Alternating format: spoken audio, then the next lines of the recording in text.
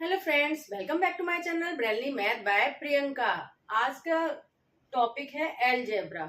Algebra का part 2 मैं इसमें पढ़ा रही हूँ गाइस। पार्ट 1 मैंने पढ़ा चुकी हूँ प्रीवियस वीडियो में। ऊपर मैं लिंक शेयर कर देती हूँ, अगर आपने वो नहीं देखा तो देख लीजिए।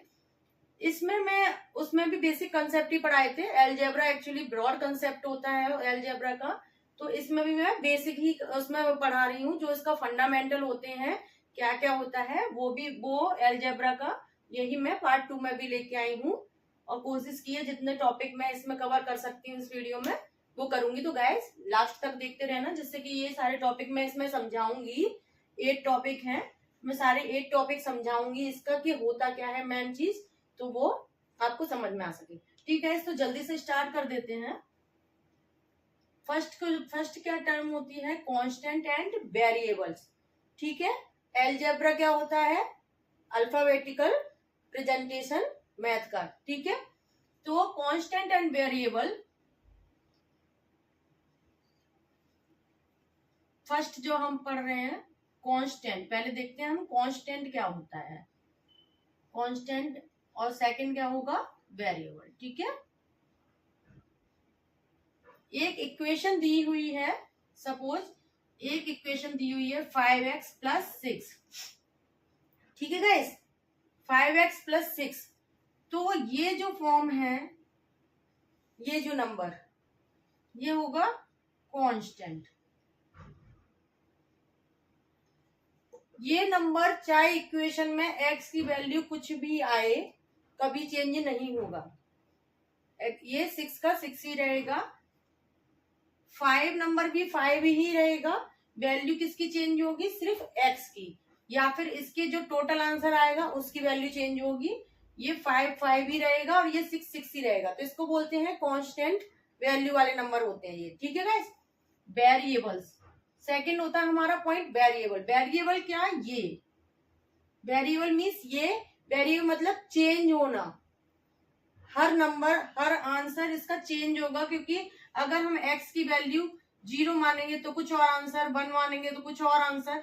तो जो ये इसको क्या बोलेंगे हम? x, इसको क्या बोलेंगे? वेरिएबल, कि जिसकी value time to time change होती रहे और उसका आंसर उसकी वजह से वेरी मतलब चेंज होता रहे, तो वो उस इक्वेशन के लिए क्या होगा? ये वेरिएबल बोला जाएगा। और ये जो टर्म्स हैं उनको क्या बोलेंगे हम? कांस्टेंट। ठीक है गाइस, सेकंड क्या आएगा? सेकंड पॉइंट है पावर। पावर हम कैसे देखेंगे? अभी तक हमने जब भी लास्ट वीडियो में बात की थी, तो हम सिंगल एक इसका लेके चल रहे थे, वेरिएबल की कोई भी ऊपर पावर लेके नहीं चल रहे थे। ठीक है, पावर का मतलब क्या होता है कि अगर ए का ही ए में मल्टीप्लाई करेंगे, उसी का उसी में मल्टीप्लाई करना वेरिएबल में, या फिर 3 बार भी मल्टीप्लाई कर सकते हैं।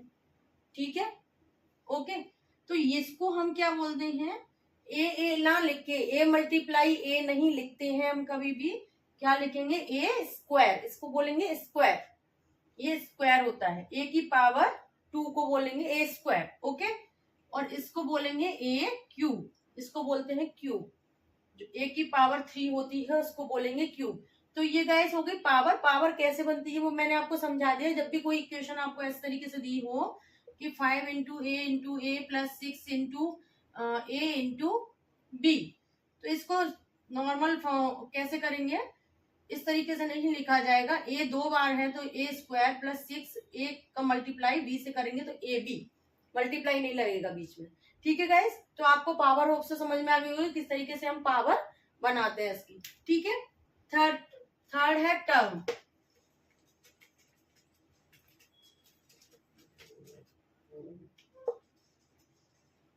वीडियो अगर अच्छी लगती है तो गाइस लाइक करना ना भूलें, और चैनल पे न्यू हो तो सब्सक्राइब जरूर कर लें।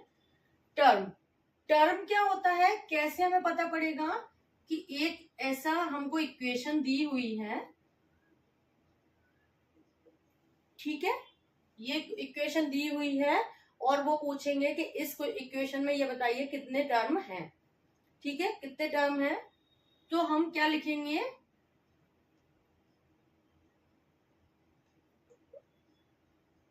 There are 3 term in this equation. कैसे 3 टर्म कैसे हैं वो बताती हूं।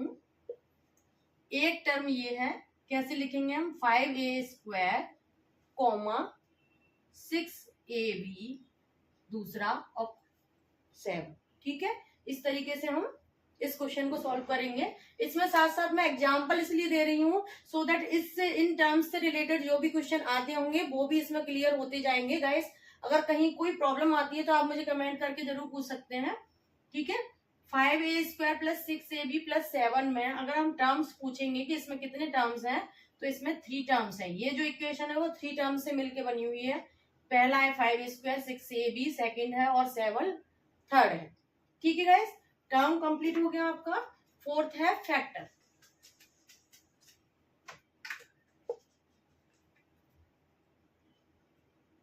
फोर्थ है फैक्टर। फैक्टर कैसे करते हैं, सपोज हमको ये क्वेश्चन दिया हुआ है, इस इक्वेशन का ये एग्जाम्पल दिया हुआ है, इस इक्वेशन के लिए पूछा है कि इसमें कितने फैक्टर्स हैं वो हमें बताना है। ठीक है, इस तरीके से क्वेश्चन पूछ सकते हैं कि ये जो इक्वेशन है इसको फैक्टर में डिवाइड करो, इसके फैक्टर्स बताओ क्या क्या हैं। तो हमको क्या करना है, फैक्टर्स के लिए इस तरीके से इसको लिखना पड़ेगा। ठीक है गाइस, फैक्टर मतलब उसको पूरा एक्सपेंडेड फॉर्म में लिख देना, उसको बोलेंगे हम फैक्टर इसके लिए। ठीक है, एल्जेब्रिक फैक्टर किस तरीके से निकालते हैं, इस तरीके से निकालते हैं। इसमें हमें एलसीएम नहीं लेना होता है क्योंकि इसमें वेरिएबल और कांस्टेंट दोनों मिक्स होते हैं। तो हमको इस तरीके से लिखना है क्योंकि a की पावर स्क्वायर है, a² है, तो a को 2 बार मल्टीप्लाई करना है। ठीक है, और a और b साथ में है तो a और b को इस तरीके से डिनोट कर देना है। ठीक है गाइस, तो होप सो आपको यहाँ तक समझ में आ गया होगा। अब हम 5th वाला पॉइंट कम करेंगे, coefficient.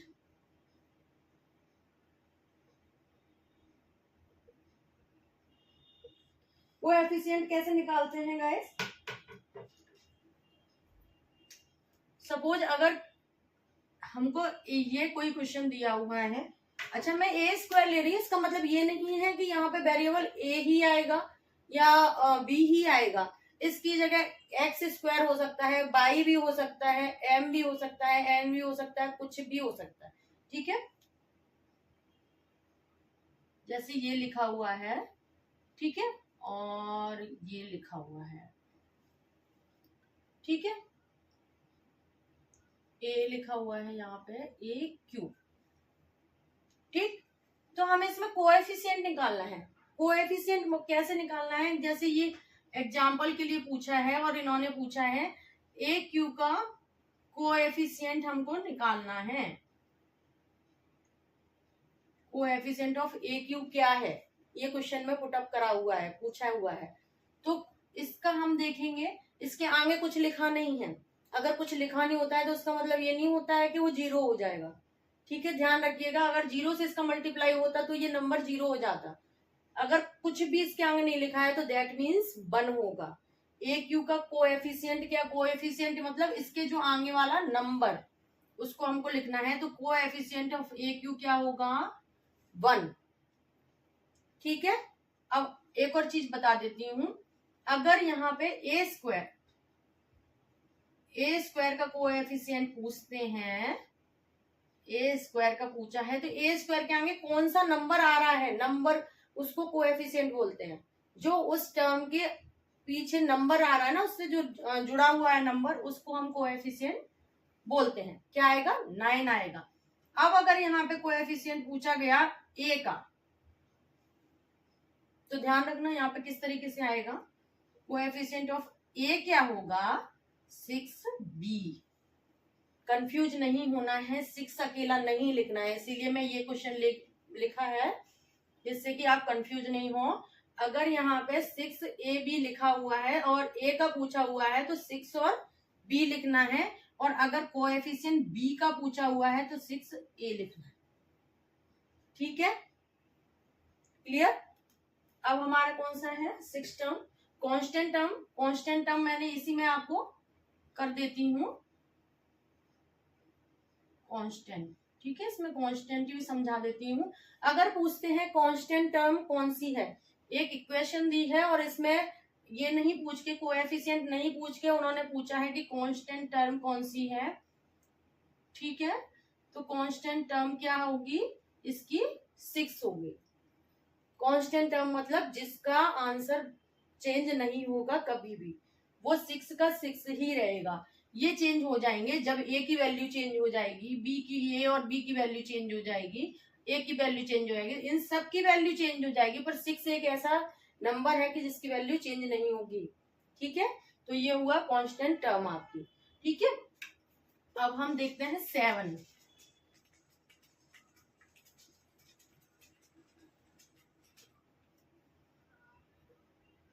Like and unlike term. ठीक है गाइस, लाइक टर्म मतलब एक जैसा दिखना, लाइक मीन्स एक जैसा दिखना। ठीक है, तो लाइक टर्म में हम कैसे लिखेंगे,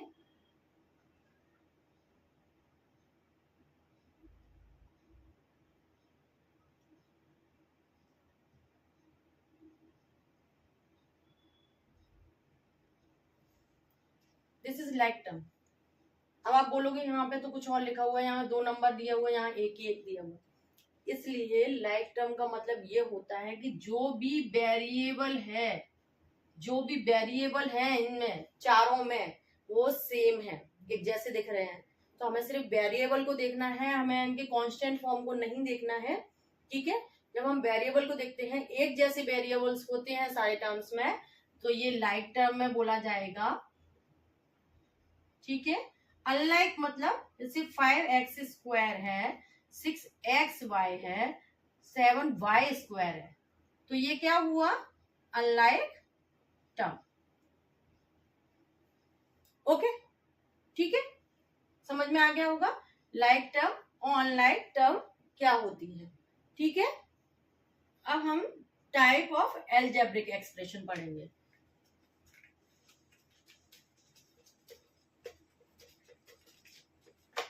गाइस, एल्जेब्रा में बहुत सारे कंसेप्ट होते हैं, ये सारे बेसिक ही होते हैं इसके, और आपको कोई भी क्वेश्चन बनाने के लिए ये सारे कॉन्सेप्ट माइंड में बिल्कुल क्लियर होने चाहिए। ठीक है, एल्जेब्रा स्टार्ट होता है 6 क्लास से एबव। आपके कंपटीशन, किसी भी चीज का कंपटीशन हो, किसी से भी रिगार्डिंग कंपटीशन हो, चाहे रेलवे हो, चाहे कोई सा भी कंपटीशन हो, उनमें एल्जेब्रा के क्वेश्चन जरूर पूछे जाते हैं। तो बेसिक कंसेप्ट, आपका जो फाउंडेशन है वो आपका क्लियर होना चाहिए। ठीक है, सो दैट मैंने आपको पार्ट 1 और पार्ट 2 दोनों में बेसिक ही पढ़ाया है। ठीक है, जिससे कि आपका बेसिक क्लियर हो जाए। ठीक है, टाइप ऑफ एल्जेब्रिक जो एक्सप्रेशन होता है, ये एल्जेब्रिक ये 4 तरह के होते हैं। ठीक है, फर्स्ट होता है मोनोमियल। क्या है ये, टाइप्स है। ठीक है, यहां लिख देते हैं जिससे कि कंफ्यूजन नहीं होगा। एक second, types of algebraic expression. ठीक है, फर्स्ट क्या होता है, मोनोमियल। मोनोमियल का एग्जाम्पल क्या होगा, जिसके एक ही टर्म हो। ठीक है, उसको बोलेंगे मोनोमियल, जिसमें टर्म एक ही होती है। जैसे आप कुछ भी ले लीजिए, 7x², एक ही टर्म है, एक ऐसी इक्वेशन है जिसमें टर्म एक ही है, उसको हम बोलेंगे मोनोमियल। ठीक है, सेकंड होता है बायनोमियल। बायनोमियल का एग्जांपल यानी कि जिसमें बाय मीन्स दो टर्म हो, जैसे 7x² प्लस 8, 2 टर्म हो गई, 1 और 2, 2 टर्म है, 7x² प्लस 8, तो ये हो गया बायनोमियल का एग्जाम्पल। ठीक है, एग्जाम्पल मैं इसलिए दे रही हूँ जिससे कि क्लियरली आपको समझ में आ जाए। ठीक है, ऐसे ही होता है ट्राइनोमियल। ट्राइनोमियल का एग्जाम्पल क्या होगा, 7x² plus 6xy plus 8, 3 terms are in trinomial. ठीक है, 3 टर्म्स होती हैं ट्राइनोमियल में। ओके, 4 है क्वाड्रिनोमियल, इसमें होंगी क्वाड्री, नाम से आपको समझ में आ गया होगा कि 4 टर्म्स होंगी इसमें। किस तरीके से होंगी, जैसे 7x² + 6xy + 8y² + 9। आप इसकी जगह कुछ भी ले सकते हैं, a², b², m², n², कुछ भी। ये जो भी मुझे आपको समझाने का बेस्ट तरीका लगा वो मैं इसमें लेके आई हूँ। होप सो सारे जितने भी मैंने इसमें क्लियर करे हैं कॉन्सेप्ट वो आपके समझ में आ गए होंगे। कहीं कोई प्रॉब्लम है इससे रिगार्डिंग तो कमेंट कर दीजिए, जिससे कि मैं अपनी अपकमिंग वीडियो में उसको क्लियर करने की कोशिश करूंगी गाइस। और अलजेब्रा के जो जो बेसिक कंसेप्ट होते हैं मैंने इसमें सारे क्लियर कर दिए हैं, ठीक है। और अगर मेरी वीडियो अच्छी लगती है तो उसको लाइक और शेयर करना ना भूलें, और आप मेरे चैनल पे अगर नए हो तो सब्सक्राइब करना ना भूलें। मिलते हैं नेक्स्ट वीडियो में, तब तक के लिए बाय बाय।